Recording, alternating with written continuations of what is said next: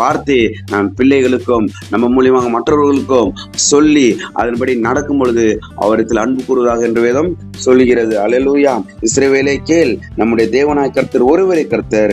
உன் தேவனாகிய கர்த்தர் இடத்தில் உன் முழு இருதயத்தோடும் முழு பலத்தோடும், ஆமென், உன் முழு பலத்தோடும் அன்பு கூறுவாயாக. இன்று நான் உனக்கு கட்டளையிடுகிற இந்த வார்த்தைகள் உன் இருதயத்தில் இருக்க கடவுது. நீ அவைகள் உன் பிள்ளைகளுக்கு கருத்தாய் போதித்து உன் வீட்டிலே உட்கார்ந்து இருக்கிற போதும், வழியிலே நடக்கிற போதும், படுத்துக் கொள்கிற போதும், எழுந்திருக்கிற போதும் அவைகள் குறித்து பேசி அவைகள் உன் கைகளில் அடையாளமாக கட்டிக்கொள்வாயாக. அவைகள் உன் கண்களுக்கு நடுவே ஞாபகக்குறியா இருக்க கடவுது. அவைகள் உன் வீட்டு நிலைகளிலும் உன் வாசல்களிலும் எழுதுவாயாக. ஆமென். உங்க வீட்டுல இருக்கிற வசனங்கள் எல்லாம் ஒரு வாட்டி படிச்சு ஆமென் சொல்லுங்க. அதன்படி செய்யுங்க. கர்த்தர் உங்களை ஆசீர்வதிப்பாராக.